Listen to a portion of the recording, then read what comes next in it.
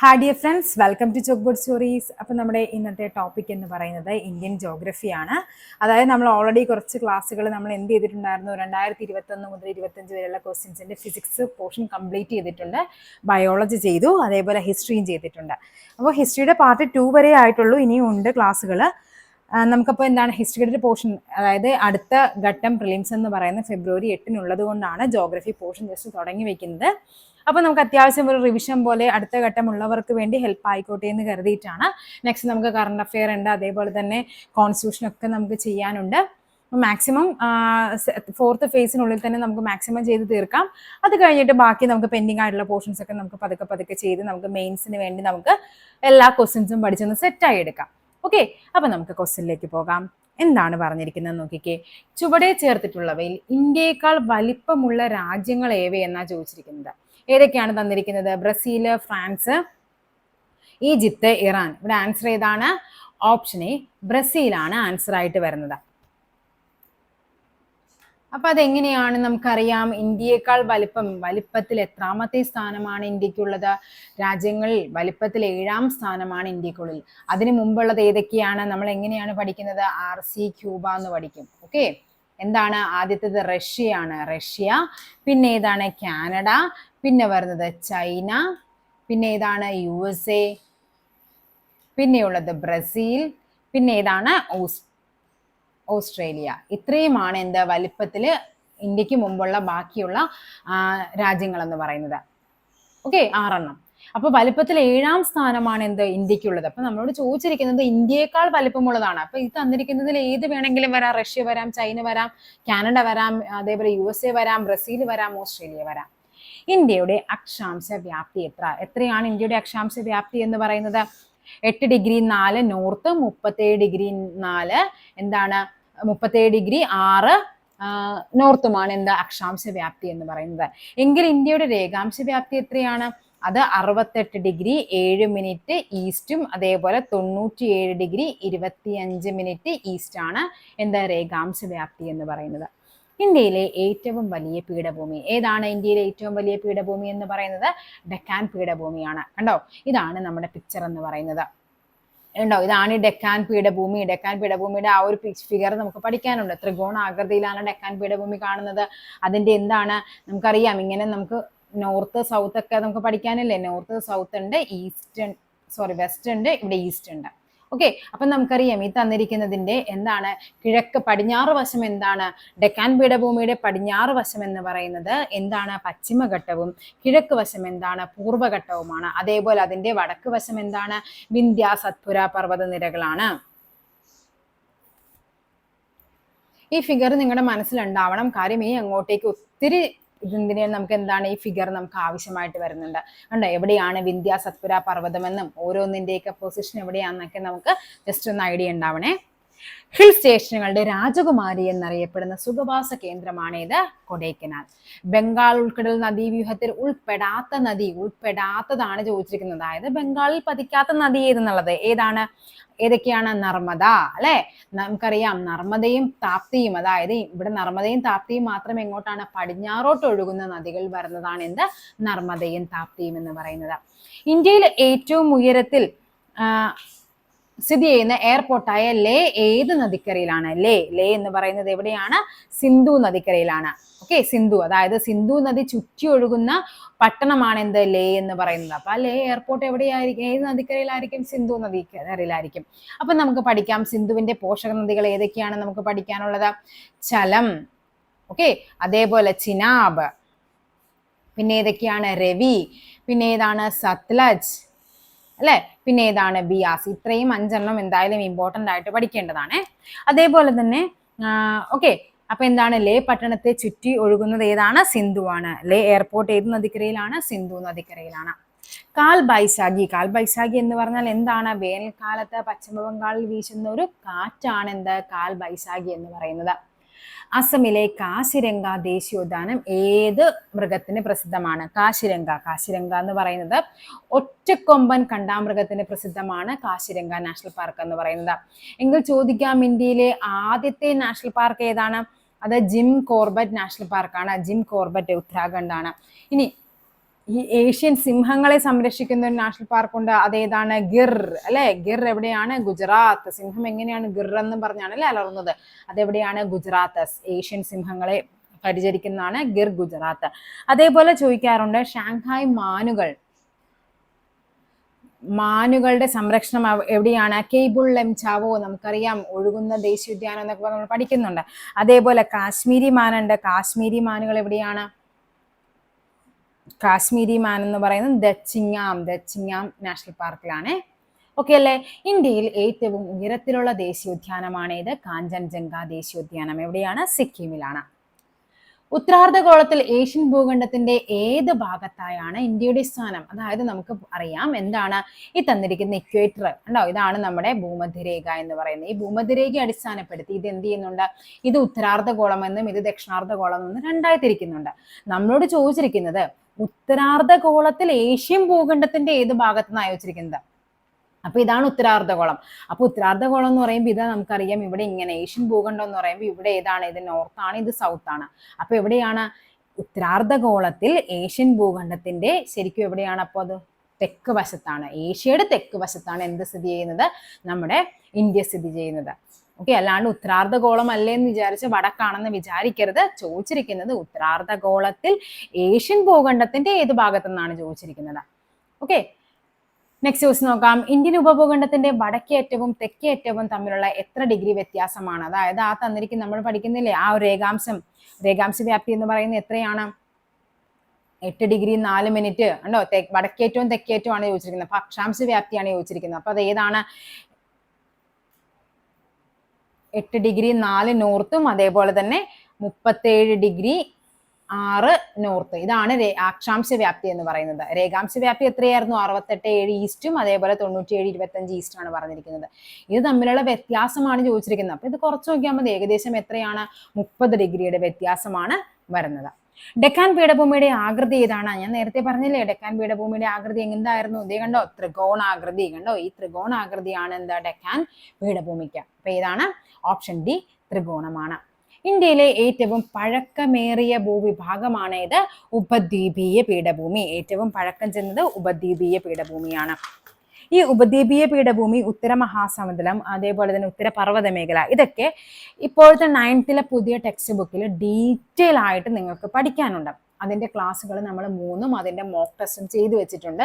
Just ഒന്ന് കയറി കാണുന്ന നിങ്ങൾക്ക് അടുത്ത് വരുന്ന എക്സാമുകൾക്ക് സ്റ്റേറ്റ്മെന്റ് ടൈപ്പായിട്ട് ക്വസ്റ്റ്യൻ ചോദിക്കാൻ പറ്റുന്നൊരു മേഖലയായിട്ടാണ് അവർ പുതിയ ടെക്സ്റ്റ് ബുക്ക് ഇറക്കിയിരിക്കുന്നത്. അതായത് നമ്മുടെ പണ്ടത്തെ 10ാം ക്ലാസ്സിലെ ഒരു ചാപ്റ്ററിനെ അവർ എന്ത് ചെയ്തിട്ടുണ്ട്? ആ ചാപ്റ്ററിൽ പറഞ്ഞിരിക്കുന്ന 5 പോയിന്റ്സ് ഇവർ 5 ചാപ്റ്റർ ആയിട്ടാണ് കൊടുത്തിരിക്കുന്നത്. അപ്പൊ നമുക്ക് ഊഹിക്കാവുന്നേ ഉള്ളൂ ആ ചാപ്റ്റർ എത്ര ഇമ്പോർട്ടൻ്റ് ആണെന്നുള്ളത്. ആ ചാപ്റ്റേഴ്സ് എല്ലാം നമ്മൾ ക്ലാസ് ചെയ്തിട്ടുണ്ട്. ഞാൻ നമ്മുടെ പ്ലേലിസ്റ്റിൽ നമുക്ക് എന്ത് ചെയ്യാം, ഞാൻ ഫസ്റ്റ് കമന്റ് ആയിട്ട് ഞാൻ പിൻ ചെയ്തിട്ടേക്കാം. അറബിക്കടൽ നദീവ്യൂഹത്തിൽ ഉൾപ്പെടാത്ത നദി, അറബിക്കടൽ ചെന്ന് ചേരാത്ത ചോദിച്ചിരിക്കുന്നത് ഏതായിരിക്കും? ഗംഗ. ഗംഗ എവിടെയാണ്? ബംഗാൾ ഉൾക്കടലിലാണ് പതിക്കുന്നത്. നമ്മൾ പറഞ്ഞു സിന്ധു അറബിക്കടലിലാണ്. അതേപോലെ പെരിയാറ്, അതേപോലെ താപ്തി, നർമ്മദ ഒക്കെ എന്താണ്? അറബിക്കടലിൽ പതിക്കുന്നതാണ്. സിന്ധു നദി പാകിസ്ഥാനിലേക്ക് പ്രവേശിക്കുന്ന ഭാഗമാണേത്? ചില്ലാറാണ്. ഇടിമിന്നലോടുകൂടിയ സാധാരണ ഉച്ചയ്ക്ക് ശേഷം പെയ്യുന്ന മഴയാണെന്ത്? ഉച്ചലിത വൃഷ്ടി. ഉച്ചയ്ക്ക് ശേഷം ഉച്ചലിത വൃഷ്ടി. ഇതിന്റെ ഒപ്പം തന്നെ നമുക്ക് ഈ സംവഹന വൃഷ്ടി ഒന്ന് പഠിച്ചു വെച്ചേക്കാം. എന്താണ്? കഴിഞ്ഞ പരീക്ഷയ്ക്കൊരെണ്ണം ചോദിച്ചതാണ്. ഭൂമധ്യരേഖാ പ്രദേശത്ത് ലഭിക്കുന്ന മഴ ചോദിച്ചിട്ടുണ്ട്. അത് ഏതാണ്? സംവഹന വൃഷ്ടിയാണ്. ക്വസ്റ്റ്യൻ ഇത്രേ ഉണ്ടായിരുന്നുള്ളൂ. ഭൂമധ്യരേഖാ പ്രദേശത്ത് ലഭിക്കുന്ന മഴ ഏത്? ശൈലവൃഷ്ടി, ഉച്ചലിത വൃഷ്ടി, സംവഹന വൃഷ്ടി എന്നൊക്കെ തന്നിട്ടുണ്ടായിരുന്നു. ആൻസർ ഏതാണ്? സംവഹന വൃഷ്ടിയാണ്. ഉത്തരേന്ത്യൻ സമതലത്തിൽ മെയ് ജൂൺ മാസങ്ങളിൽ വീശുന്ന വരണ്ട ഉഷ്ണക്കാറ്റാണ് എന്ത്? ലൂ. ജിം കോർബറ്റ് ദേശീയോദ്യാനം എവിടെയാണ്? ഉത്തരാഖണ്ഡ്. ടൈഗർ സ്റ്റേറ്റ് എന്നറിയപ്പെടുന്ന സംസ്ഥാനമാണേത്? മധ്യപ്രദേശ്. ഇന്ത്യയുടെ രേഖാംശീയ വ്യാപ്തി എത്രയാണ്? ഇതും എന്താണ്? ഇത് PSC ക്യാൻസൽ ചെയ്തിട്ടുണ്ട്. ഇത് ഏകദേശം ഇത് 30 തന്നെയാണ് വരുന്നത്. പക്ഷെ PSC ഇത് ക്യാൻസൽ ചെയ്തിട്ടുണ്ട്. ഇന്ത്യൻ മാനക സമയം കണക്കാക്കുന്നത് ഏത് രേഖാംശ രേഖയെ അടിസ്ഥാനമാക്കിയാണ്? ഏതാണ്? 82 ഡിഗ്രി 30 മിനിറ്റ് പൂർവ്വ രേഖാംശമാണ്. ഓക്കെ, മാനക സമയം കണക്കാക്കുന്നത് 82 ഡിഗ്രി 30 മിനിറ്റ് ആണ് കേട്ടോ. അതായത് ഇന്ത്യയുടെ ആ ഒരു കറക്റ്റ് നടുക്കൂടി നമുക്ക് വരുന്നുണ്ട്. ആ ഫിഗർ ഞാൻ കാണിച്ചു തരാം. ഇന്ത്യയിൽ ഏറ്റവും പഴക്കമുള്ള പർവ്വതനിര ഏതാണ്? ഏറ്റവും പഴക്കമുള്ളത് ആരവല്ലി പർവ്വതമാണ്. മൺസൂൺ എന്ന വാക്ക് ഏത് ഭാഷയിൽ നിന്നാണ് എടുത്തത്? മൺസൂൺ എന്ന് പറഞ്ഞാൽ അറബി വാക്കാണ്. ഡെക്കാൻ പീഠഭൂമിയുടെ കിഴക്ക് ഭാഗത്തുള്ള മലനിര ഞാൻ ഇങ്ങനെ പറഞ്ഞുണ്ട്, ഇവിടെ ഇന്ത്യയാണ്. എന്താണ് ഡെക്കാൻ പീഠഭൂമി? ഇവിടെ ഇങ്ങനെ ഉണ്ട്. ഇവിടെ എന്തുണ്ട്? പൂർവ്വഘട്ടമുണ്ട്. ഇവിടെ എന്തുണ്ട്? പശ്ചിമഘട്ടമുണ്ട് അല്ലെ. ഇവിടെയാണ് വിന്ധ്യ സത്പുര പർവ്വതനിരകളൊക്കെ വരുന്നത്. അപ്പൊ ഏതാണ്? പൂർവ്വഘട്ടമാണ് കിഴക്ക് ഭാഗത്തുള്ളത്. അറബിക്കടൽ നദീവ്യൂഹത്തിൽ ഉൾപ്പെടാത്ത നദി നമ്മൾ പറഞ്ഞു, നർമ്മദ അറബിക്കടലിലാണ്, പെരിയാർ അറബിക്കടലിലാണ്, സിന്ധു അറബിക്കടലിലാണ്, മഹാനദിയാണ് അറബിക്കടൽ നദീവ്യൂഹത്തിൽ ഉൾപ്പെടാത്തത്. സിന്ധുവിന്റെ ഏറ്റവും വലിയ പോഷക നദി ഏതാണ്? സിന്ധുവിന്റെ ഏറ്റവും വലുത് ചോദിച്ചു കഴിഞ്ഞാൽ അത് ചിനാബാണ്. ചിനാബ് എങ്കിൽ ചോദിക്കാറുണ്ട്, പൂർണ്ണമായും ഇന്ത്യയിലൂടെ ഒഴുകുന്നത് ഏതാണ്? അത് ബിയാസ് ആണ്. ഏറ്റവും വലുത് ചിനാബാണെങ്കിൽ ഏറ്റവും ചെറുത് ഏതാണ്? ബിയാസ് ആണ്. അതായത് അത് എന്താണ്? പൂർണ്ണമായിട്ടും ഇന്ത്യയിലൂടെ മാത്രമാണ് ഒഴുകുന്നത്. പാകിസ്ഥാനിലൂടെയാണ് ശരിക്കും സിന്ധു കൂടുതലായിട്ട് ഒഴുകുന്നത്. അപ്പൊ എന്താണ്? ഇന്ത്യയിലൂടെ മാത്രമായിട്ട് ഒഴുകുന്നതാണ് ബിയാസ് എന്ന് പറയുന്നത്. ഇന്ത്യയിൽ ശൈത്യകാലം ഏത്? നമുക്ക് ഈ ക്വസ്റ്റ്യൻ അല്ലെ പഠിച്ചില്ലെങ്കിലും ആൻസർ ചെയ്യാൻ പറ്റുന്നത്. നമുക്കറിയാം ആ ഒരു ഡിസംബർ മാസത്തിലേക്കാണ് നമുക്കിവിടെ തണുപ്പ് വരുന്നത്. അപ്പൊ ഏതാണ് ശൈത്യകാലം? ഡിസംബർ ഫെബ്രുവരിയാണ്. ഇന്ത്യയിലെ ഏറ്റവും ഉൽപാദനക്ഷമത കൂടിയ മണ്ണിനമാണ് ഏത്? എക്കൽ മണ്ണ്. കോർബറ്റ് ദേശീയ പാർക്കിൽ പ്രധാനമായും ഏത് ജീവിയുടെ സംരക്ഷണമാണ്? ജിം കോർബറ്റ് എന്ന് പറയുന്ന ഒരു കടുവ സംരക്ഷണ കേന്ദ്രമാണ്. വേടന്തങ്കൽ പക്ഷി സങ്കേതം സ്ഥിതി ചെയ്യുന്ന സംസ്ഥാനം എവിടെയാണ്? വേടന്തങ്കൽ തമിഴ്നാട്ടിലാണ്. തമിഴ്നാട്. ഓക്കെ, നെക്സ്റ്റ് ക്വസ്റ്റ്യൻ നോക്കാം. ഇന്ത്യയുടെ ഏകദേശം മധ്യഭാഗത്ത് കൂടി കടന്നു പോകുന്ന രേഖാംശ രേഖ ഏതാണ്? ഏതാണ് മധ്യഭാഗത്ത് കൂടി കടന്നു പോകുന്നതാണ് 82.5 ഡിഗ്രി. ഏത്? പശ്ചിമ രേഖാംശം എന്ന് പൂർവ്വ രേഖാംശം എന്ന് പറയുന്നത്. പൂർവം അതായത് കിഴക്കാണ്. ഓക്കെ, ഇന്ത്യൻ മാനക സമയം ഗ്രീനിച്ച് സമയത്തേക്കാൾ എത്ര മണിക്കൂർ മുന്നിലാണ്? മുന്നിലാണ് കേട്ടോ. ചിലപ്പോൾ ചോദിക്കും മുന്നിലാണ് പിറകിലാണെന്നൊക്കെ പറഞ്ഞു തരും. എത്രയാണ്? 5 മണിക്കൂർ 30 മിനിറ്റ് ആണ്. കണ്ടോ, ഇതാണ് നമ്മുടെ പൂർവ്വ രേഖാംശം എന്ന് പറയുന്നത്. ഇതിങ്ങനെ കറക്റ്റ് ഇങ്ങനെയാണ് കടന്നു പോകുന്നത്. ഓക്കെ, ഇന്ത്യയിലെ ഏറ്റവും പ്രായം കൂടിയ മടക്ക് പർവ്വതമാണ് ചോദിച്ചിരിക്കുന്നത്. ഏതാണ്? അത് ആരവല്ലിയാണ്. ഡെക്കാൻ പീഠഭൂമിയിലെ ഏറ്റവും ഉയരം കൂടിയ ഭാഗമാണ് ആനമുടി. ഒരു നദിയിലേക്ക് വെള്ളം എത്തുന്ന നിശ്ചിത പ്രദേശം അറിയപ്പെടുന്നത് എന്താണ്? വൃഷ്ടി പ്രദേശം എന്ന് പറയുന്നത്. കണ്ടോ, ഇതൊക്കെ ടെക്സ്റ്റ് ബുക്ക് ഫാക്റ്റ് ആണ് പറഞ്ഞിരിക്കുന്നത്. നോക്കിക്കേ, ഒരു നദിയിലേക്ക് ജലം ഒഴുകിയെത്തുന്ന നിശ്ചിത ഭൂപ്രദേശമാണ് വൃഷ്ടി പ്രദേശം. എന്താണ് നീർത്തടം? ഒരു നദിയും അതിന്റെ പോഷക നദികളും ഉൾപ്പെടുന്ന പ്രദേശത്തെയാണ് ഡ്രെയിനേജ് ബേസിൻ അഥവാ നീർത്തടം എന്ന് പറയുന്നത്. എന്താണ് ജലവിഭാജകം എന്ന് പറഞ്ഞാൽ? രണ്ട് നീർത്തടങ്ങളെ തമ്മിൽ വേർതിരിക്കുന്ന അതിർത്തി രേഖയാണ് ജലവിഭാജകം എന്ന് വിളിക്കുന്നത്. ഓക്കെ, ജഹാംഗീറിന്റെയും നൂർജഹാന്റെയും ശവകുടീരങ്ങൾ സ്ഥിതി ചെയ്യുന്ന തീരം ഏതാണ്? അത് രവിയാണ്. രവി തീരത്താണ്. ഇന്ത്യയിൽ ഉഷ്ണകാലം ഏത്? എപ്പോഴാണ് നമുക്കിവിടെ ഇന്ത്യയിൽ ഉഷ്ണകാലം വരുന്നത്? അല്ലെ, മാർച്ച് മെയ്. അതുകൊണ്ടല്ലേ നമ്മുടെ ഏപ്രിൽ മെയ് മാസങ്ങളിൽ എന്താണ് നമുക്ക് അവധിയൊക്കെ തരുന്ന? എന്താണ്? ഭയങ്കര ചൂടായിരിക്കും ആ സമയങ്ങളിൽ. ഉത്തരേന്ത്യൻ സമതലങ്ങളിലെ പ്രധാന മണ്ണിനം ഉത്തരേന്ത്യൻ സമതലമാണ്. ഏതാണ്? എക്കൽ മണ്ണാണ്. പോയിന്റ് കലൈമർ പക്ഷി സങ്കേതം ഏത് സംസ്ഥാനത്താണ്? നമ്മൾ നേരത്തെ വേടന്തങ്കൽ പറഞ്ഞു, അതേപോലെ തന്നെയാണ് പോയിന്റ് കലൈമർ പക്ഷി സങ്കേതം തമിഴ്നാട്ടിലാണ്. ഏറ്റവും കൂടുതൽ ദേശീയോദ്യാനങ്ങളുള്ള സംസ്ഥാനമാണ് മധ്യപ്രദേശ്. ദേശീയോദ്യാനങ്ങൾ ഇല്ലാത്തതാണ് പഞ്ചാബില്. ഓക്കെ, പഞ്ചാബ് അതിർത്തി പങ്കിടുന്ന അയൽ രാജ്യം ഏതായിരിക്കും? പഞ്ചാബ് അതിർത്തി പങ്കിടുന്നത് അത് പാകിസ്ഥാനായിട്ടാണ്. ഇന്ത്യൻ ഉപഭൂഖണ്ഡത്തിന്റെ തെക്കേ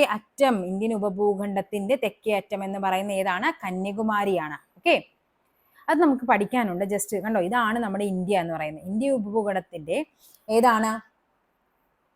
ഇവിടെ നമ്മളോട് ചോദിച്ചിരിക്കുന്നത് ഇന്ത്യൻ ഉപഭൂഖണ്ഡത്തിന്റെ തെക്കേറ്റം അല്ലേ. അതായത് നമുക്കറിയാം ഇന്ത്യൻ ഉപഭൂഖണ്ഡം എന്ന് പറഞ്ഞാൽ ഇത്രേ വരുള്ളൂ. പക്ഷെ ഇന്ത്യ എന്ന് പറയുന്നത് ഇവിടെ ഇങ്ങനെ പിന്നെയും കുറെ സ്ഥലങ്ങളൊക്കെ വരുന്നുണ്ട്.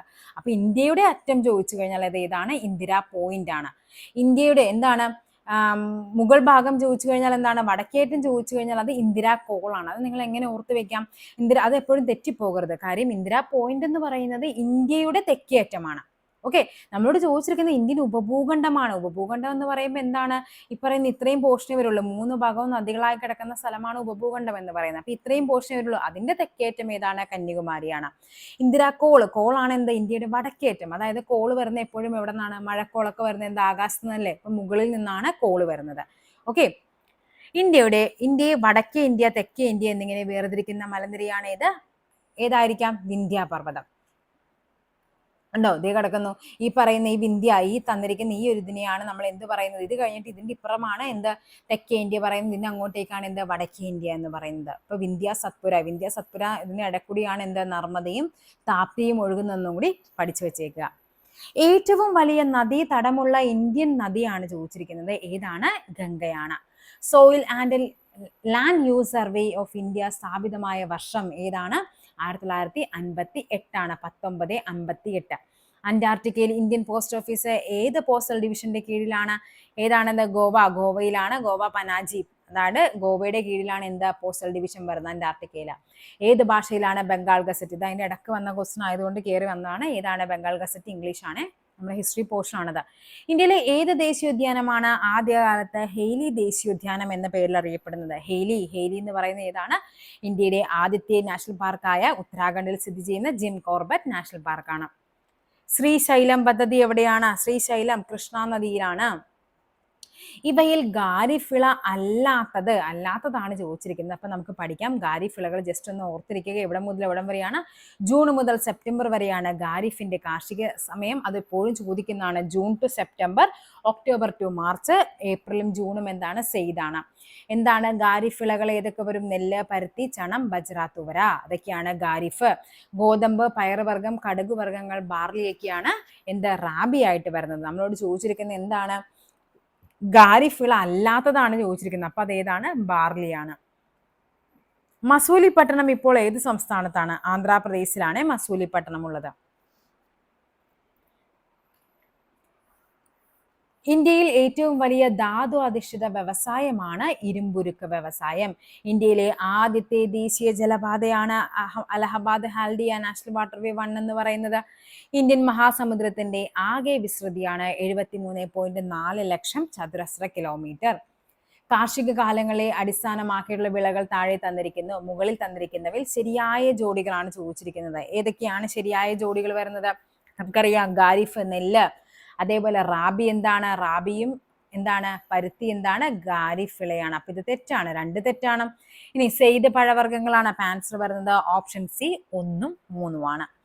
ഇന്ത്യ താഴെ തന്നിരിക്കുന്ന പ്രസ്താവനകൾ നിരീക്ഷിക്കുക. ഇന്ത്യയിലെ മുഖ്യ താപോർജ്ജ സ്രോതസ്സാണ് കൽക്കരി. ശരിയാണ്. പ്രധാന വ്യാവസായിക ഇന്ധനമാണ് കൽക്കരി. അതും ശരിയാണ്. ബിറ്റുമിനസ് വിഭാഗത്തിൽപ്പെട്ട കൽക്കരിയാണ് ഇന്ത്യയിൽ ഏറ്റവും കൂടുതലായി കാണപ്പെടുന്നത്. അതും ശരിയാണ്. മഹാരാഷ്ട്രയിലെ മുംബൈ ഹൈ ആണ് ഇന്ത്യയിലെ ഏറ്റവും വലിയ കൽക്കരിപ്പാടം. ആണോ? അല്ല. ഏതാണ്? ജാരിയയാണ് ഏറ്റവും വലിയ കൽക്കരിപ്പാടം എന്ന് പറയുന്നത്. ഓക്കെ, എവിടെയാണത്? അതേപോലെ എന്താണ് മുംബൈ ഹൈയുടെ പ്രത്യേകത? മുംബൈ ഹൈ എന്ന് പറയുന്നത് ഏറ്റവും വലിയ പെട്രോളിയം ഖനിയാണ് എന്ത്? മുംബൈ ഹൈ എന്ന് പറയുന്നത്. ഓക്കെ, അപ്പൊ ഇവിടുത്തെ ആൻസർ ഏതൊക്കെയാണ്? 1, 2, 3 എന്നിവയാണ് ശരിയായിട്ട് വരുന്നത്. പടിഞ്ഞാറോട്ടൊഴുകുന്ന ഉപദ്വീപീയ നദികളാണ് ഏതൊക്കെ? നർമ്മദയും താപ്തിയുമാണ് പടിഞ്ഞാറോട്ടൊഴുകുന്ന ഉപദ്വീപീയ നദികൾ. ഇന്ത്യയുടെ ആദ്യത്തെ അന്റാർട്ടിക്ക ഗവേഷണ കേന്ദ്രമാണ് ഏത്? ദക്ഷിണ ഗംഗോത്രി. അപ്പൊ നമുക്കറിയണം, ദക്ഷിണ ഗംഗോത്രി 1984 വന്നത്. അതിനുശേഷം അവിടെ എന്ത് വരുന്നുണ്ട്? മൈത്രി വരുന്നുണ്ട് 1989. അതിനുശേഷം 2012 അവിടെ ഭാരതി വരുന്നുണ്ട് കേട്ടോ. അപ്പൊ ഇതെല്ലാം പഠിക്കണം. ആദ്യത്തെ ചോദിച്ചു കഴിഞ്ഞാൽ ഗംഗോത്രിയാണ്. ഉണ്ട്. ഇനി ഇവിടെ ജസ്റ്റ് ഒന്ന് ഓർത്ത് നോക്കിക്കേ. നർമ്മദ, താപ്തി എന്താണ്? ഇതാ ടെക്സ്റ്റ് ബുക്കിൽ പറയുന്നതാണ്. അമർകണ്ടക്, അതേപോലെ ഹിരൺ ബഞ്ചാറി, ഇത് പഠിച്ചു വെക്കണേ. പൂർണ്ണ, ഗിർണ, അതേപോലെ തന്നെ ഹിരൺ ബഞ്ചാറി. പോഷക നദികളുടെ പേരുകൾ ഇപ്പോഴത്തെ പരീക്ഷകൾക്ക് റിപ്പീറ്റഡ് ആയിട്ട് ചോദിക്കാറുണ്ട്. പൂർണ്ണ, ഗിർണ ഏതിന്റെ പോഷക നദികളാണ്? അല്ലെങ്കിൽ താപ്തിയുടെ പോഷക നദികൾ ഏതൊക്കെ? താഴെ തന്നിരിക്കുന്നതിൽ ഏതൊക്കെ എന്ന് പറഞ്ഞ് ചോദിക്കുക. അപ്പൊ നർമ്മദയുടേത് ഹിരണും ബഞ്ചാറും, താപ്തി ആണെങ്കിൽ ഏതാണ്? പൂർണ്ണയും ഗിർണയും. സിക്കിമിനെയും ടിബറ്റിനെയും തമ്മിൽ ബന്ധിപ്പിക്കുന്ന ചുരമാണ് ഏത്? നാഥുല ചുരം. അപ്പൊ ലിപുലേഖ് എന്തിനെയാണ്? ലിപുലേഖ് ഉത്തരാഖണ്ഡിനെയും ടിബറ്റിനെയും തമ്മിൽ ബന്ധിപ്പിക്കുന്നതാണ്. ഷിപ്കില എന്താണ്? ഷിപ്കില അത് ഹിമാചൽ പ്രദേശിനെയും ടിബറ്റിനെയും തമ്മിലാണ്. സോജില ചുരം എന്ന് പറയുന്നത് ശ്രീനഗറിനെയും കാർഗിലിനെയും തമ്മിൽ ബന്ധിപ്പിക്കുന്നതാണ്. ശ്രീനഗറിനെയും കാർഗിലിനെയും. ധരാതലീയ ഭൂപടങ്ങളുടെ ഡിഗ്രി ഷീറ്റുകളുടെ അക്ഷാംശ രേഖാംശ വ്യാപ്തി എത്രയാണ്? അത് 1 ഡിഗ്രി അക്ഷാംശ രേഖാംശ വ്യാപ്തിയാണ്. ഇന്ത്യയിലെ ഏറ്റവും ഉയരം കൂടിയ കൊടുമുടിയായ ഗോഡ്വിനോസിൻ ചുവടെ ഏത് പർവ്വതനിരയിലാണ്? കാരക്കോറം. ഇതൊക്കെ നമുക്ക് ആ ഒരു ഫസ്റ്റ് ചാപ്റ്ററിൽ ഉത്തര പർവ്വത മേഖല എന്ന് പറയുന്ന ഫസ്റ്റ് ചാപ്റ്ററിൽ നല്ല ഡീറ്റെയിൽ ആയിട്ട് നല്ല അടിപൊളിയായിട്ട് ആ നോട്ട്സ് ആ ക്ലാസ്സിൽ കൊടുത്തിട്ടുണ്ട്. ഒന്ന് കയറി കണ്ടു നോക്കുക. നിങ്ങൾക്ക് എന്തായാലും വരുന്ന എക്സാമുകൾക്ക് അത് ഉപകാരപ്പെടും. ചുവടെ സൂചിപ്പിക്കുന്നവയിൽ സിന്ധു നദിയുടെ പോഷക നദി ഏത്? സിന്ധുവിന്റെ പോഷക നദിയാണ് ചോദിച്ചിരിക്കുന്നത്. ഏതൊക്കെ വരും? ഏതാണ് സിന്ധുവിന്റെ പോഷക നദി വരുന്നത്? നമ്മൾ നോർമലി പഠിച്ച് ഏതൊക്കെയാണ്? സത്ലജ് അല്ലെ, രവി, ബിയാസ്, സത്ലജ്, ചിനാബ് എന്നൊക്കെ പറഞ്ഞ് നമ്മൾ പഠിക്കുന്നതാണ്. ഇന്ത്യയുമായി അതിർത്തി പങ്കിടുന്ന ഏറ്റവും വലിയ രാജ്യമാണ് ചോദിച്ചിരിക്കുന്നത്, അത് ചൈനയാണ്. വലിയ രാജ്യം. അതിർത്തി കൂടുതൽ പങ്കുവെക്കുന്ന ഏതുമായിട്ടാണ്? ബംഗ്ലാദേശുമായിട്ടാണ്. ഇത് അതിർത്തി പങ്കുവെക്കുന്നതിൽ വലുത്, അത് ചൈനയാണ്. ഇന്ത്യയിൽ ഏറ്റവും കൂടുതൽ കടൽ തീരമുള്ള സംസ്ഥാനമാണ് ഏത്? ഗുജറാത്ത്. ബക്രാനങ്കൽ അണക്കെട്ട് ഏത് നദിയിലാണ് സ്ഥാപിച്ചിട്ടുള്ളത്? സത്ലജ്. ഗോദാവരി നദിയുടെ പോഷക നദി. ഗോദാവരിയുടെ പോഷക നദിയാണ് ഏതാണ്? നമുക്ക് നോക്കാം. ഇത് കണ്ടോ, ഗോദാവരി നമുക്ക് തന്നിട്ടുണ്ട് പഠിക്കാനായിട്ട്. ഏതൊക്കെയാണ് മഹാനദിയുടെ പോഷക നദികൾ? ഇബ്, ടെല്ല്. ഗോദാവരി ആണെങ്കിൽ പ്രൺഹിത, ഇന്ദ്രാവതി, ശബരി. കൃഷ്ണയാണെങ്കിൽ തുംഗഭദ്ര, ഭീമ, കൊയ്ന. കാവേരി ആണെങ്കിൽ കബനി, ഭവാനി, അമരാവതി. അപ്പൊ നമ്മളോട് ചോദിച്ചിരിക്കുന്നത് ഏതാണ്? ഗോദാവരിയുടേതാണ്. ഏതാണ്? ശബരിയാണ്. ലക്ഷദ്വീപിന്റെ തലസ്ഥാനമാണ് കവരത്തി. ഹിമാചൽ പ്രദേശിനെയും ടിബറ്റിനെയും തമ്മിൽ ബന്ധിപ്പിക്കുന്ന ചുരമാണേത്? ഷിപ്കില ചുരം. ധ്രുവങ്ങളിലെ ഉച്ചമർദ്ദ കേന്ദ്രത്തിൽ നിന്നും ഉപോഷ്ണ മേഖലയിലേക്ക് വീശുന്ന ഹിമക്കാറ്റാണ് ധ്രുവീയ പൂർവാതങ്ങൾ എന്ന് പറയുന്നത്. ധ്രുവ പ്രദേശങ്ങളിൽ നിന്ന് വീശുന്ന ധ്രുവീയ പൂർവ്വപാതങ്ങളാണ്. ഇന്ത്യയിൽ ഏറ്റവും കൂടുതൽ തേയില ഉൽപ്പാദിപ്പിക്കുന്നത് അസം ടീ. ഉത്തരായന രേഖ കടന്നു പോകാത്ത സംസ്ഥാനമാണ്. അപ്പൊ ഉത്തരായന രേഖ കടന്നു പോകുന്ന സംസ്ഥാനങ്ങൾ 8 ഉണ്ടെന്നറിയാലോ. അത് ഏതൊക്കെയാണെന്ന് പഠിക്കണ്ടേ? നോക്കിക്കേ, ഏതൊക്കെയുണ്ട്? ഗുജറാത്ത് ഉണ്ട്, അതേപോലെ തന്നെ രാജസ്ഥാൻ ഉണ്ട് 1, 2, അതേപോലെ മധ്യപ്രദേശ്, ഛത്തീസ്ഗഡ്, ജാർഖണ്ഡ്, വെസ്റ്റ് ബംഗാള്, ത്രിപുര, മിസോറാം. ഉണ്ടോ? ഇത്രയും 8 സംസ്ഥാനങ്ങളിലൂടെയാണ് എന്ത് കടന്നു പോകുന്നത്? ഉത്തരായന രേഖ കടന്നു പോകുന്നത്. ഓക്കെ. അഗ്നിപർവ്വത സ്ഫോടനത്തിലൂടെ രൂപപ്പെടുന്ന ശില ഏത്? അഗ്നിപർവ്വത സ്ഫോടനത്തിലൂടെയാണെങ്കിൽ അത് ആഗ്നേയ ശിലയാണ്. അതുകൊണ്ടാണ് അതിനെ പ്രാഥമിക ശില എന്ന് വിളിക്കുന്നത്. ഓക്കെ. എല്ലാ ശിലകളുടെയും ആദിമ രൂപം എന്ന് പറയുന്നത് ഇതാണ്. അതായത് അഗ്നിപർവ്വതങ്ങളിലൂടെ പൊട്ടിപ്പുറത്തേക്ക് വരുന്ന സാധനമാണ്. ഇതാണ് എക്സാമ്പിൾ പറയാം. ആഗ്നേയ ശിലയ്ക്ക് എക്സാമ്പിൾ ആണ് ബസാൾട്ട്, അതേപോലെ ഗ്രാനൈറ്റ്. ഓക്കെ. ഇതൊക്കെ എന്താണ്? ഡോളമൈറ്റ്. ഇതൊക്കെ എന്താണ്? ആഗ്നേയ ശിലകൾക്ക് ഉദാഹരണമാണ്. എവറസ്റ്റ് വിന്ധ്യാപർവ്വതം ആണോ? എവറസ്റ്റ് എവിടെ കിടക്കുന്നു? എവറസ്റ്റ് എന്ന് പറയുന്നത് നമുക്കറിയാം. ഇപ്പോൾ ഇന്ത്യ ഇങ്ങനെ വരുവാണെങ്കിൽ എവറസ്റ്റ് ഇവിടെ കിടക്കുന്നു, വിന്ധ്യാപർവ്വതം ഇവിടെ കിടക്കുന്നു. അപ്പൊ ഇത് തെറ്റാണ്. വിന്ധ്യാപർവ്വതം ഉപദ്വീപീയ പീഠഭൂമിയുടെ ഉപദ്വീപീയ പീഠഭൂമിയുടെ തുടക്കമാണെന്ന് നമുക്കറിയാം. നോക്കാം നമുക്ക്. അല്ലെ, ഡെക്കാൻ പീഠഭൂമിയെ തിരിക്കുന്നതൊക്കെ. ആരവല്ലി പശ്ചിമഘട്ടം. പശ്ചിമഘട്ടം ഇവിടെയാണ്, ആരവല്ലി ഇവിടെയാണ് കിടക്കുന്നത്. അതാണ് ഞാൻ പറഞ്ഞത്. ആ ഒരു മാപ്പ് നിങ്ങളുടെ മനസ്സിലുണ്ടാവണം. പൂർവ്വഘട്ടം സിവാലിക്. അപ്പൊ ഇതൊക്കെ തെറ്റാണ്. പൂർവ്വഘട്ടം എവിടെയാണ്? പൂർവ്വഘട്ടം ഇവിടെയാണ് കിടക്കുന്നത്. സിവാലിക് എന്ന് പറയുന്നത് ഏതാണ്? ഹിമാലയത്തിന്റെ ഒരു ക്ലാസിഫിക്കേഷൻ ആണ്. ഹിമാദ്രി, ഹിമാചൽ, സിവാലിക് എന്ന് പറയുന്നത്. അപ്പൊ ഇവിടുത്തെ ആൻസർ വരാൻ സാധ്യതയുള്ളത് ഏതാണ്? ഓപ്ഷൻ 2 മാത്രമാണ്. അതായത് ഓപ്ഷൻ എ ആണ് ആൻസർ ആയിട്ട് വരാൻ സാധ്യതയുള്ളത്. ഓക്കെ. എന്താണ് പറയുന്നത്? ജോഗ്രഫി പഠിക്കുമ്പോൾ എപ്പോഴും നമുക്ക് ആ ഫിഗർ മനസ്സിലുണ്ടെങ്കിൽ മാത്രമാണ് എന്ത് ചെയ്യാൻ പറ്റുള്ളൂ? ജോഗ്രഫിയിലേക്ക് നമുക്ക് ഇത്തിരി എളുപ്പത്തിൽ നമുക്കത് പഠിച്ചെടുക്കാനായിട്ട് പറ്റുള്ളൂ. താഴെ പറയുന്നവയിൽ കേരളത്തിന്റെ ശരിയായ അതിരുകൾ? കേരളമാണ് ചോദിച്ചിരിക്കുന്നത്. ജസ്റ്റ് ഈ ഫിഗറിൽ എന്താന്ന് നോക്കട്ടെ. കേരളം കിടക്കുന്നു. കേരളത്തിന്റെ ശരിയായ അതിരുകൾ എന്തൊക്കെയാണ്? കർണാടകയുണ്ട് അല്ലെ? കർണാടകയുണ്ട്. ഇവിടെ എന്തുണ്ട്? തമിഴ്നാടുണ്ട്. ഇവിടെ എന്താണ്? അറബിക്കടലുണ്ട്. നോക്കാം നമുക്ക്. കർണാടക, അറബിക്കടൽ, പശ്ചിമഘട്ടം, പൂർവ്വഘട്ടം. അപ്പൊ അതല്ല അല്ലെ? നമുക്കറിയാം എന്താണ്. ഇങ്ങനെ ഇതാണെങ്കിൽ നമ്മുടെ കേരളം ഇവിടെയാണ്. ഇങ്ങനെയാണ് പശ്ചിമഘട്ടം കടന്നു പോകുന്നത് അല്ലെ? അപ്പൊ എന്താണ് പശ്ചിമഘട്ടം? പൂർവ്വഘട്ടം ഇവിടെ ഇങ്ങ് കിടക്കുവാണ്. അവിടെ ആയിട്ട് വലിയ ബന്ധമൊന്നുമില്ല. അപ്പൊ ഏത് വരും? ഇതല്ലാന്ന് മനസ്സിലായി. കർണാടക, തമിഴ്നാട്, മഹാരാഷ്ട്ര. അതുമല്ല. ഇവിടെ എന്ത് വരും? കർണാടക, തമിഴ്നാട്, അറബിക്കടൽ. ഓപ്ഷൻ 4, അതായത് ഓപ്ഷൻ ഡി ആണ് നമ്മുടെ ആൻസർ എന്ന് പറയുന്നത്. സുന്ദരവനം ഡെൽറ്റയെ സംബന്ധിച്ച് താഴെ പറയുന്നവയിൽ ശരിയായ പ്രസ്താവന? സുന്ദരവനം ഡെൽറ്റ എന്ന് പറയുന്നത് ഗംഗാ ബ്രഹ്മപുത്രയും ബംഗാൾ ഉൾക്കടലിൽ ചേരുന്ന ഭാഗത്ത് രൂപം കൊള്ളുന്നതാണ് എന്ത്? സുന്ദരവനം ഡെൽറ്റ എന്ന് പറയുന്നത്. താഴെ പറയുന്നവയിൽ ഏത് വിഭാഗത്തിലാണ് കൃഷ്ണ നദി ഉൾപ്പെടുന്നത്? ഹിമാലയൻ നദിയെല്ലാം നമുക്കറിയാം. എന്താണ് ഇവിടെ ഇങ്ങനെ വന്നിരിക്കുന്ന ആ ഒരു ഡെക്കാൻ പീഠഭൂമിയിലാണ് എന്ത് ഈ പറയുന്ന കൃഷ്ണയ്ക്ക് വരുന്നത്. അപ്പൊ ഏതാണത്? ഡെക്കാൻ നദിയാണ്. ഭൂമധ്യരേഖയ്ക്ക് നേർമുകളിൽ സൂര്യൻ വരുന്ന ദിവസങ്ങൾ ഏതൊക്കെയാണ്? മാർച്ച് 21, സെപ്റ്റംബർ 23 എന്ന് പറയും. അതായത് 1ഉം 3ഉമാണ്. ഈ ദിവസങ്ങളെയാണ് എന്ത്? വിഷുവങ്ങൾ എന്ന് പറയുന്നത്. വിഷുവങ്ങൾ അതായത് സമരാത്ര ദിനങ്ങൾ. അവിടെ 2 അർദ്ധഗോളത്തിലും എന്തായിരിക്കും? ഈ ദിവസങ്ങളിൽ രാത്രിയും പകലും തുല്യമായിരിക്കും. അതായത് നമുക്കിത് ഇങ്ങനെയാണ് ഇത് വരുന്നത് കേട്ടോ. ഇവിടെ എന്താണ്? ഇവിടെ നമുക്ക് ഭൂമി വരുവാണെങ്കിൽ ഇവിടെ എന്ത് വരും? ഇത് മാർച്ച് 21. മാർച്ച് കഴിഞ്ഞ് ഏപ്രിൽ, മെയ് ഇല്ല. 2 മാസം കഴിഞ്ഞ് പിന്നെ എന്ത് വരും? ജൂൺ വരും. ഇത് ജൂൺ 21. ഇവിടെ എന്ത് വരും? ജൂൺ കഴിഞ്ഞാൽ ജൂലൈ ഇല്ല, ഓഗസ്റ്റ് ഇല്ല. അടുത്ത ഏതാണ്? സെപ്റ്റംബർ 23. പിന്നെ ഏതാണ്? ഒക്ടോബറില്ല, നവംബറില്ല. ഏത് വരും? ഡിസംബർ വരും. ഇങ്ങനെയാണ് മാസങ്ങൾ വരുന്നത്. ഡിസംബർ 22. ഈ 2 സമയങ്ങളിലാണ് എന്ത് വരുന്നത്, ഈ പറയുന്ന വിഷുവം, അതായത് ഭൂമധ്യരേഖയ്ക്ക് നേർമുകളിൽ സൂര്യൻ വരുന്ന ഈ 2 ദിവസങ്ങളിലായിരിക്കും, മാർച്ച് 21 സെപ്റ്റംബർ 23. ചുവടെ കൊടുത്തിരിക്കുന്നവയിൽ നിന്നും അന്തരീക്ഷത്തിൽ താപം പ്രസരിക്കുന്ന വിവിധ രീതികൾ തിരഞ്ഞെടുക്കുക. ഏതൊക്കെയാണ്? ചാലനം, അഭിവഹനം, സംവഹനം എന്നിവയാണ്. 1, 2, 3 അപ്പൊ നമുക്ക് നോക്കാം എന്തൊക്കെയാണ്. താപചാലനം എന്ന് പറഞ്ഞാൽ എന്താണ്? ഈ ഭൂമധ്യരേഖയുടെ, അതായത് ഭൂമി ചൂട് പിടിച്ചു കഴിഞ്ഞാൽ അതിന്റെ ഉപരിതലത്തിലേക്ക് ഇങ്ങനെ എന്ത് ചെയ്യും, ചൂടിനെ വിട്ടുകൊടുക്കും. അതിനെയാണ് നമ്മൾ ചാലനം എന്ന് പറയുന്നത്. പിന്നെയുള്ളത് സംവഹനമാണ്. സംവഹനം എന്ന് പറഞ്ഞാൽ എന്താണ്? ഈ ചൂട് കൂടിയ വായു എന്ത് ചെയ്യും, മുകളിലോട്ട് പോകുന്നതിനെയാണ് സംവഹനം എന്ന് പറയുന്നത്. പിന്നെയുള്ളത് അഭിവഹനമാണ്. അഭിവഹനം എന്ന് പറഞ്ഞാൽ എന്താണ്? ഈ കാറ്റ് എന്ത് ചെയ്യുന്നുണ്ട്, അല്ല, ഈ ചൂട് കാറ്റിന്റെ തിരശ്ചീന തലത്തിൽ പോകും, ഇങ്ങനെ ഇങ്ങനെ ഇങ്ങനെ കാറ്റ് വീശും. ഇതിനെയാണ് അഭിവഹനം എന്ന് പറയുന്നത്. ചാലനം അതിന്റെ ഉപരിതലത്തിലേക്ക് സ്പ്രെഡ് ആവുന്നതാണ്. ഓക്കെ. ഇനി ഭൗമവികിരണം എന്ന് പറഞ്ഞാൽ എന്താണ്? ഭൂമിയിൽ നിന്നുള്ള ചൂട് നേരെ മുകളിലോട്ട് ഇങ്ങനെ ഇങ്ങനെ സ്പ്രെഡ് ആയിക്കൊണ്ടേയിരിക്കും. അതിനെയാണ് ഭൗമവികിരണം എന്ന് പറയുന്നത്. ഇങ്ങനെ 4 രീതിയിലാണ് മെയിൻ ആയിട്ട് താപത്തെ പ്രസരിപ്പിക്കുന്നത്. നാം അധിവസിക്കുന്ന ഭൂമിയും സൗരയുധവും ക്ഷീരപഥ ഗാലക്സിയിൽ ഉൾപ്പെട്ടതാണ്. ഇതിന്റെ ആകൃതി ഏതാണ്? സർപ്പിൾ ആകൃതി കേട്ടോ, സർപ്പിൾ ആകാരമാണ്. കൂട്ടത്തിൽ പെടാത്തത് ഏത്? ഒക്ടോബർ ചൂട്, മാംഗോ ഷവർ, ചിനൂക്ക്, പശ്ചിമ അസ്വസ്ഥത. ഇവിടെ ഏതാണ്? ചിനൂക്കാണ്. കാരണം എന്താണ്? ചിനൂക്ക് എന്ന് പറയുന്നത് വടക്കേ അമേരിക്കയിലെ റോക്കി പർവ്വതനിരയുമായിട്ട് ബന്ധപ്പെട്ടാണ്. വടക്കേ അമേരിക്കയിലെ റോക്കി പർവ്വതനിരയിൽ വരുന്നതാണ് ഈ ചിനൂക്ക്.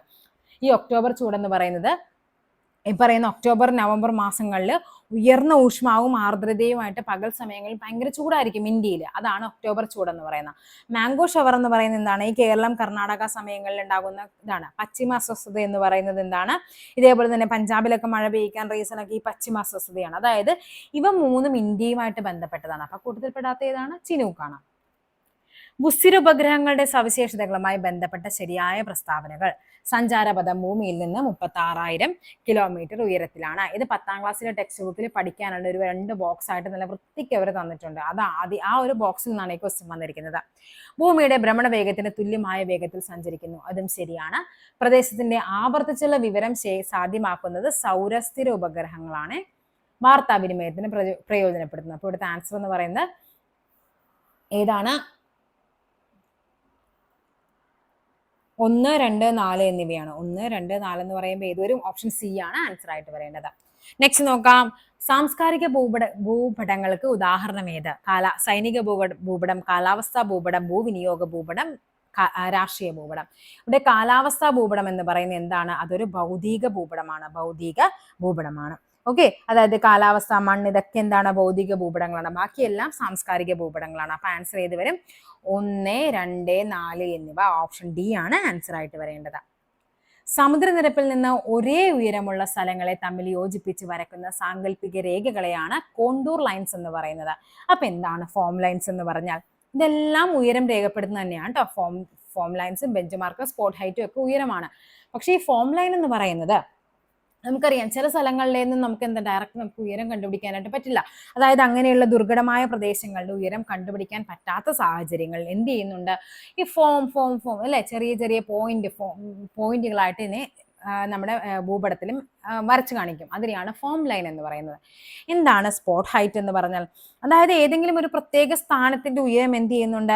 ഒരു കറുത്ത ഡോട്ട് ഇട്ടിട്ട് അതിന്റെ ഉയരം ഇവിടെ എഴുതി വെക്കും. ഇപ്പൊ 2887 അങ്ങനെയൊക്കെ പറഞ്ഞ് ഉയരം എഴുതി വെക്കും. അതിനെ സ്പോട്ട് ചെയ്യും. എന്താണോ വേണ്ട അതിനെ സ്പോട്ട് ചെയ്യും. ഇനി ബെഞ്ച് മാർക്ക് എന്ന് പറഞ്ഞാൽ എന്താണ്? ഈ പറയുന്ന ജലസംഭരണി, അതേപോലെ ചില പ്രധാനപ്പെട്ട കെട്ടിടങ്ങളൊക്കെ ഉയരങ്ങൾ എന്ത് ചെയ്യും? ഈ പറയുന്ന BM എന്നിട്ടിട്ട് അതിന്റെ ഹൈറ്റ് രേഖപ്പെടുത്താം. അതിനെയാണ് ബെഞ്ച് മാർക്ക് എന്ന് പറയുന്നത്. ഇനി ഒന്നും കൂടി ഉണ്ട്, ട്രയാങ്കുലേറ്റഡ് ഹൈറ്റ്. ഇങ്ങനെ 5 രീതികളിലാണ് നമ്മൾ ഉയരം രേഖപ്പെടുന്നത്. ട്രയാങ്കുലേറ്റഡ് ഹൈറ്റ് എന്ന് പറഞ്ഞാൽ നമുക്ക് എന്താണ്? ട്രിഗ്നോമെട്രിക് സർവേ നമ്മൾ പഠിക്കുന്നില്ലേ? സൈനും കോസും ടാനൊക്കെ വെച്ചിട്ട് എന്ത് ചെയ്യും? ഇപ്പോൾ ഇവിടെ ഒരു മലയുണ്ട്, ഈ മലയുടെ ഉയരം കണ്ടുപിടിക്കാനായിട്ട് ഇവിടെ നിന്ന് ഇങ്ങോട്ടുള്ള ലെങ്ത്തും ഒക്കെ കണ്ടുപിടിച്ചിട്ട് എന്ത് ചെയ്യും? മലയുടെ ഉയരം നമ്മൾ ഏകദേശം കണക്കാക്കും. അങ്ങനെയുള്ളതിനെയാണ് ട്രിഗ്നോമെട്രിക് ഹൈറ്റുകളൊക്കെ വെച്ചിട്ട് കണ്ടുപിടിക്കുന്നവയെ എന്ത് ചെയ്യുന്നുണ്ട്? ഇതിങ്ങനെ ഒരു സിമ്പിൾ ഇട്ടിട്ട് കാണിക്കും. അതിനെയാണ് ട്രയാങ്കുലേറ്റഡ് ഹൈറ്റ് എന്ന് അങ്ങനെ എന്തോ പറയുന്നത്. അങ്ങനെ 5 തരത്തിലാണ് നമ്മൾ ഉയരം രേഖപ്പെടുന്നത്. ലോക്തക് തടാകം എവിടെയാണ്? മണിപ്പൂരിലാണ്. ഉത്തരേന്ത്യൻ സമതല പ്രദേശങ്ങളിൽ ഏപ്രിൽ മെയ് മാസങ്ങളിൽ വീശുന്ന ചൂട് കാറ്റിനെയാണ് ലൂ എന്ന് പറയുന്നത്.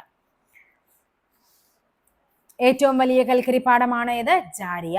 സ്പേസ് എക്സ് എന്ന സ്വകാര്യ കമ്പനിയുടെ ബഹിരാകാശ ടൂറിസം പദ്ധതിയുടെ പേരാണ് ഇൻസ്പിരേഷൻ 4. നേപ്പാളുമായി അതിർത്തി പങ്കിടാത്ത സംസ്ഥാനമാണ് ചോദിച്ചിരിക്കുന്നത്. ഏതാണെന്ന് നോക്കാൻ. നേപ്പാളുമായിട്ട് അതിർത്തി പങ്കിടാത്തത് ഉണ്ടോ? ഇവിടെ നോക്കിക്കേ, നേപ്പാളുമായിട്ട് അതിർത്തി പങ്കിടുന്ന ഏതൊക്കെയാണ്? ഇവിടെ ഉത്തരാഖണ്ഡ് ഉണ്ട്, ഉത്തർപ്രദേശ് ഉണ്ട്, ബീഹാർ ഉണ്ട്, സിക്കിം ഉണ്ട്, അതേപോലെ വെസ്റ്റ് ബംഗാൾ ഉണ്ട്. അപ്പൊ അതിർത്തി പങ്കിടാത്തത് ഏതാണ് ഇതിൻ്റെ അകത്ത് ചോദിച്ചിരിക്കുന്നത്? ജാർഖണ്ഡ് ഏകദേശം ഇവിടെയായിട്ട് വരും. അപ്പൊ ജാർഖണ്ഡ് ആണ് എന്ത് ഇതുമായിട്ട് അതിർത്തി പങ്കിടാത്തത്. അപ്പം നമുക്ക് ഈ മാപ്പൊക്കെ മനസ്സിലാവും. അതാണ് പറഞ്ഞത്, എപ്പോഴും നമ്മൾ ജോഗ്രഫി ഒക്കെ പഠിക്കുമ്പോൾ ഒരു അറ്റ്ലസ് കയ്യിലുണ്ടെങ്കിൽ ഏതൊരു ടോപ്പിക്ക് പഠിക്കുമ്പോഴും ജസ്റ്റ് ആ ഫിഗർ ഒന്ന് മനസ്സിലേക്ക് വന്നു കഴിഞ്ഞാൽ പിന്നെ അത് മറക്കില്ല. കുപ്പം നദി താഴെ പറയുന്നതിൽ ഏതെല്ലാം സംസ്ഥാനങ്ങളിൽ കൂടിയാണ്? കുപ്പം എവിടെ കൂടിയൊക്കെയാണ് ഒഴുകുന്നത്? കേരളം, കർണാടക. തുല്യ അന്തരീക്ഷ മർദ്ദം അനുഭവപ്പെടുന്ന മേഖലകളെ തമ്മിൽ യോജിപ്പിച്ച് വരയ്ക്കുന്ന സാങ്കല്പിക രേഖയാണ് എന്ത്? മർദ്ദം എന്താണ്? ബാരോമീറ്റർ. മർദ്ദം അളക്കുന്ന പൈസോ ബാറാണ്. താഴെ പറയുന്നവയിൽ ഡ്രം ലൈനുകൾ എന്നുകൊണ്ട് അർത്ഥമാക്കുന്ന എന്താണ്? ഹിമാനികളുടെ നിക്ഷേപത്തിൽ രൂപീകൃതമാകുന്ന കുന്നുകളെയാണ് എന്ത്? ഡ്രം ലൈനുകൾ എന്ന് പറയുന്നത്. മോൺട്രിയൽ പ്രോട്ടോകോൾ ഏതുമായി ബന്ധപ്പെട്ടിരിക്കുന്നു? ഓസോൺ പാളിയുടെ സംരക്ഷണമാണ്. 1987 എന്ത്? മോൺട്രിയൽ പ്രോട്ടോകോൾ വരുന്നത് സെപ്റ്റംബർ 16. അതുകൊണ്ടാണ് നമ്മൾ സെപ്റ്റംബർ 16 ഓസോൺ ദിനമായിട്ട് ആചരിക്കുന്നത്. ഇത് നിലവിൽ വന്നത് 1989 ജനുവരി 1 മോൺട്രിയൽ പ്രോട്ടോകോൾ നിലവിൽ വരുന്നത്. 0° രേഖാംശ രേഖയുമായി ബന്ധപ്പെട്ട ശരിയായ പ്രസ്താവനകൾ ഏതെല്ലാം? ഭൂമധ്യരേഖ എന്ന് വിളിക്കുന്നു. ആണോ? അല്ല, ഭൂമധ്യരേഖയല്ല. ഭൂമധ്യരേഖ എന്ന് പറയുന്നത് നമുക്കറിയാം അക്ഷാംശ രേഖയാണ്. ഗ്രീനിച്ച് രേഖാംശം എന്ന് വിളിക്കുന്നു. ഓക്കെ, എന്താണ്? അത് ശരിയാണ്. അതേപോലെ അന്താരാഷ്ട്ര ദിനാങ്ക രേഖ എന്നറിയപ്പെടുന്നു. അതേതാണ്? അത് 180° എന്നാണ് പറയുന്നത് കേട്ടോ. ഇനി എന്താണ്? പ്രൈം മെറിഡിയൻ എന്ന് വിളിക്കുന്നു. ഇത് രണ്ടുമാണ് ശരി. ഓപ്ഷൻ ഡി ആണ്. 0° രേഖാംശ രേഖയാണ് ഗ്രീനിച്ച് രേഖാംശം എന്നും പ്രൈം മെറിഡിയൻ എന്നും പറയുന്നത്. ഓക്കെ, ഭൂമിയിലെ എല്ലാത്തരം ശിലകളുടെയും പൂർവിക സ്ഥാനം ചുവടെ നൽകിയിരിക്കുന്നവയിൽ ഏതാണ്? ആഗ്നേയശിലയാണ് അല്ലെ? ലാവ പൊട്ടി അല്ലെ എന്താണ് അഗ്നിപർവ്വത സ്ഫോടനങ്ങൾ വഴിയൊക്കെ ഉണ്ടാകുന്നതാണ് ആഗ്നേയശില എന്ന് പറയുന്നത്. കാറ്റിന്റെ ചലനത്തെ സ്വാധീനിക്കുന്ന ഘടകങ്ങൾ: മർദ്ദചെരിവ്, മാനബലം, ഘർഷണബലം, കോറിയോലിസ് പ്രഭാവം. കൊഹിഷൻ ബലം എന്ന് പറഞ്ഞാൽ എന്താണ്? ഒരേ ഇനം തന്മാത്രകൾ തമ്മിലുള്ള ആകർഷണ ബലമാണ് കൊഹിഷൻ ബലം. വ്യത്യസ്ത ഇനം തന്മാത്രകളാണെങ്കിൽ എന്താണ്? അഡിഷൻ ഫോഴ്സ് ആണ്. കൂട്ടത്തിൽ പെടാത്തത് ഏത്? ബാരൻ ദ്വീപ്, ഹാൽഡിയ, നവശേവ, പാരാദ്വീപ്. ഏതാണ് ബാരൻ ദ്വീപ് എന്ന് പറഞ്ഞാൽ? എന്താണ്? ഒരു അഗ്നിപർവ്വതമാണ് അല്ലെ? സജീവ അഗ്നിപർവ്വതമാണ് ബാരൻ ദ്വീപ് എന്ന് പറയുന്നത്. ഹാൽഡിയ, നവശേവ, പാരാദ്വീപ് ഒക്കെ എന്താണ്? തുറമുഖങ്ങളാണ്. പസഫിക് സമുദ്രവുമായി ബന്ധപ്പെട്ട ശരിയായ പ്രസ്താവനകൾ ഇതെല്ലാം ഏതൊക്കെയാണ്? ഏറ്റവും ആഴം കൂടിയ സമുദ്രമാണ്. അതേപോലെ തന്നെ അനേകായിരം ചെറുതും വലുതുമായ ദ്വീപുകൾ കാണപ്പെടുന്നു എന്നുള്ളതാണ്. ഓപ്ഷൻ ഡി ആണ് ആൻസർ ആയിട്ട് വരേണ്ടത്. കിഴക്കൻ മലനിരകൾ ഉൾപ്പെടുന്ന കുന്നുകൾ ഏതെല്ലാം? ഉണ്ടോ? ഇതാണ് നമ്മുടെ ആ ഒരു ഹിമാലയ പർവ്വതനിരകളിൽ നമുക്ക് പഠിക്കാനുള്ളത്. ഇവിടെ നോക്കിക്കേ, ഇതാണ് നമ്മുടെ കാരക്കോറം നിര എന്ന് പറയുന്നത്. കാരക്കോറം, ലഡാക്ക്, സസ്കർ ഒക്കെ വരുന്നത്. ഓക്കെ, അടുത്ത ഏതാണ്? ട്രാൻസ് ഹിമാലയത്തിൽ വരും. അടുത്ത ഏതാണ്? ഹിമാദ്രി, ഹിമാചൽ, സിവാലിക് ഹിമാലയത്തിൽ വരും. കിഴക്കൻ കുന്നുകളിൽ ഏതൊക്കെയുണ്ട്? പട്കായിബം ഉണ്ട്, നാഗ കുന്നുകളുണ്ട്, മീസോ കുന്നുകൾ, ഗാസി ഗാരോ കുന്നുകൾ, ഇതൊക്കെ വരുന്നത്. അപ്പൊ ഇവിടെ നമുക്ക് നോക്കാം. നമ്മളോട് ചോദിച്ചിരിക്കുന്നത് എന്താണ്? ഉൾപ്പെടുന്നല്ലേ? അപ്പൊ ഏതൊക്കെ വരും? പട്കായിബം വരും, അതേപോലെ തന്നെ ജയന്തിയ കുന്നുകളും വരും. ഈ പശ്ചിമഘട്ടവും പൂർവ്വഘട്ടവും ഒക്കെ എവിടെയാണ്? ഇന്ത്യയുടെ ഇവിടെ കിടക്കുന്നതാണല്ലേ അത് രണ്ടും. അപ്പൊ ഏതാണ് ആൻസർ ആയിട്ട് വരേണ്ടത്? 1ഉം 2ഉമാണ്. ഓപ്ഷൻ ബി ആണ് ആൻസർ ആയിട്ട് വരേണ്ടത്. ഇന്ത്യൻ സമ്പദ് വ്യവസ്ഥയുടെ നട്ടെല്ല് എന്നറിയപ്പെടുന്ന പ്രദേശമാണ് ഏത്? ഇന്ത്യൻ സമ്പദ് വ്യവസ്ഥയുടെ നട്ടെല്ലാണ്. അപ്പൊ അത് ഏതായിരിക്കും? അത് ഉത്തര മഹാസമുദ്രമാണ്. താഴെ തന്നിരിക്കുന്നവയിൽ നിന്നും ഉപദ്വീപീയ നദികളിൽ ഉൾപ്പെടാത്ത നദി. ഉപദ്വീപീയ നദികൾ ഉൾപ്പെടാത്ത ചോദിക്കുമ്പോൾ നമുക്കറിയാം നർമ്മദ, മഹാനദി, കാവേരി എല്ലാം എന്താണ്? ഉപദ്വീപീയ നദികളാണ്. ലൂണിയാണ് ഉൾപ്പെടാത്തത്. റിഗർ എന്നറിയപ്പെടുന്ന കറുത്ത മണ്ണിന് ഏറ്റവും അനുയോജ്യമായ കൃഷി ഏതാണ്? പരുത്തിയാണ്. ഇന്ത്യയിൽ ഏറ്റവും കൂടുതൽ മഴ ലഭിക്കുന്ന പ്രദേശമായ മൗസിൻഡ്രാം എവിടെയാണ്? മേഘാലയ. ലോക ഓസോൺ ദിനം സെപ്റ്റംബർ 16. ഇന്ത്യയിൽ ഭൗമ താപോർജ്ജ പ്ലാന്റ് സ്ഥിതി ചെയ്യുന്നത് മണികരനാണ്. മണികരൻ. ഇന്ത്യയിൽ ജനസാന്ദ്രത ഏറ്റവും കുറവുള്ള സംസ്ഥാനം അരുണാചൽ പ്രദേശാണ്. ഏകദേശം 1 കിലോമീറ്ററിൽ 17 പേരോളമാണ് വരുന്നത്. ശ്രീനഗർ, കാർഗിൽ മേഖലകളെ തമ്മിൽ ബന്ധിപ്പിക്കുന്ന ചുരമാണ് ശ്രീനഗർ കാർഗിൽ. ഏതാണ്? സോജില ചുരം.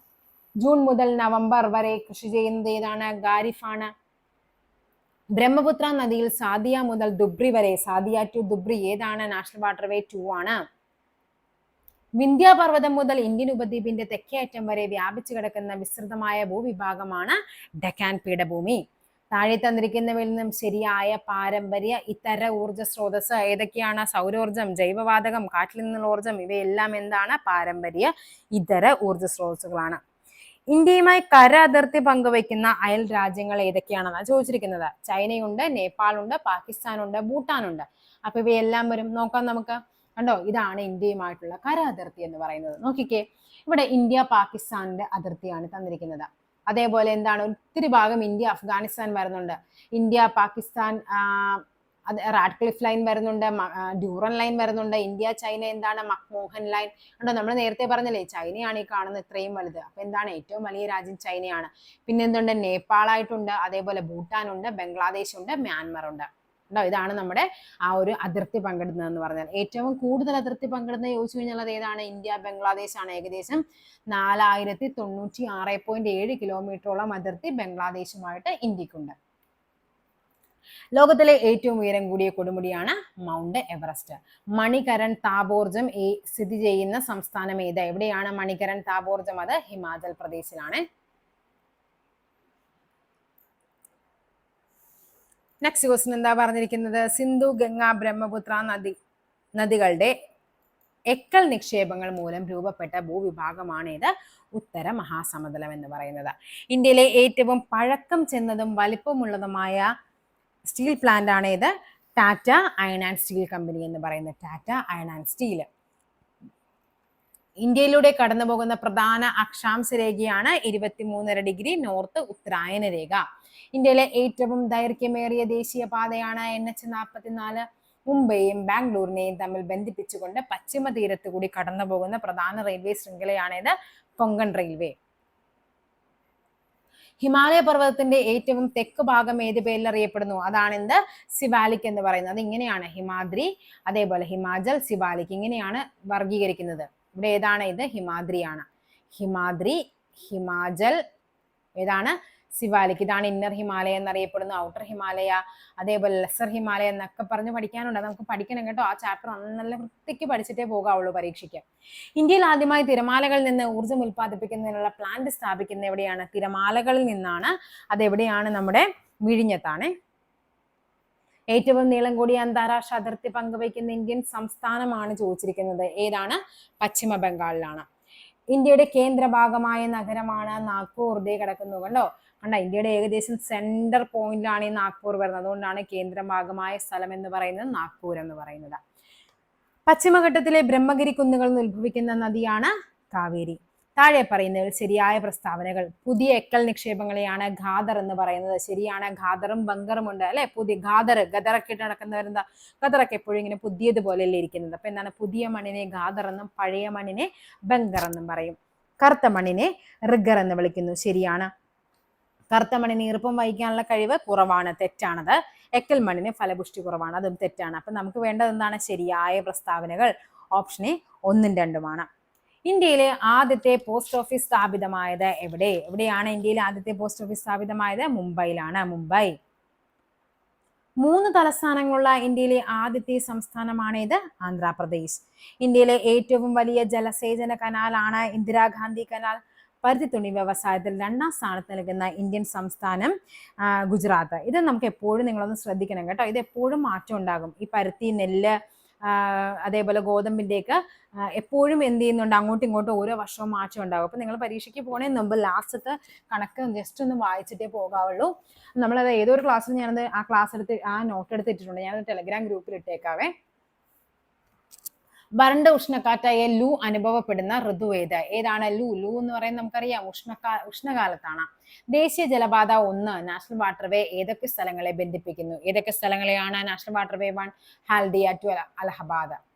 ഉപദ്വീപ് ഇന്ത്യയിൽ ഏറ്റവും കൂടുതൽ കാണുന്ന നൈസർഗിക സസ്യജാലമാണ് ഏത്? ഇലപൊഴിയും കാടുകളാണ്.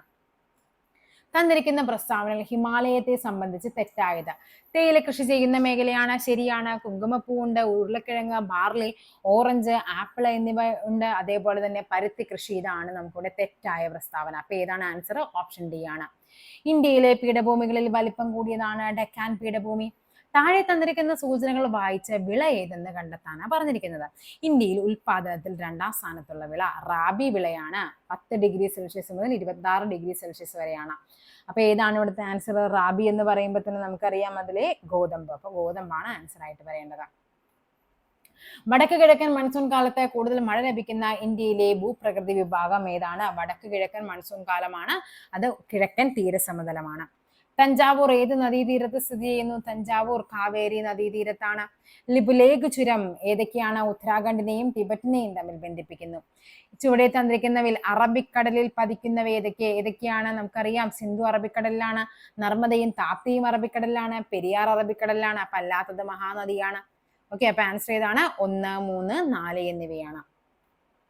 ഇന്ത്യയുടെ അക്ഷാംശ സ്ഥാനം ഏതാണ്? 8°4 നോർത്ത്, 37°6 നോർത്ത് ആണ്. ഓപ്ഷൻ എ ആണ് ആൻസർ ആയിട്ട് വരേണ്ടത്. ലഡാക്കിൽ ഏറ്റവും തണുപ്പുള്ള ജനവാസ സ്ഥലം എന്ന് പറയുന്നത് ദ്രാസ് ആണ്. ഇന്ത്യയിലെ ശീത മരുഭൂമി ഏതാണ്? ലഡാക്ക് ആണ്. എവറസ്റ്റ് കൊടുമുടി എവിടെയാണ്? നേപ്പാളിലാണ്. ദേശീയ ജലപാത 1 നാഷണൽ വാട്ടർവേ 1 ബന്ധിപ്പിക്കുന്ന ഏതിനെയൊക്കെയാണ്? അലഹബാദിനെയും ഹാൽഡിയയുമാണ്. Visvesvaraya iron and steel works limited സ്ഥിതി ചെയ്യുന്ന എവിടെയാണ്? കർണാടക. ഏത് തരം കൽക്കരിയാണ് തമിഴ്നാട്ടിലെ നെയ്വേലിയിൽ കാണപ്പെടുന്നത്? ലിഗ്നൈറ്റ് ആണ്. ഇന്ത്യയിലെ ഏറ്റവും വലിയ കൽക്കരിപ്പാടം എവിടെയാണ്? ജാരിയ. ഏറ്റവും വലിയ കൽക്കരിപ്പാടം ജാരിയ.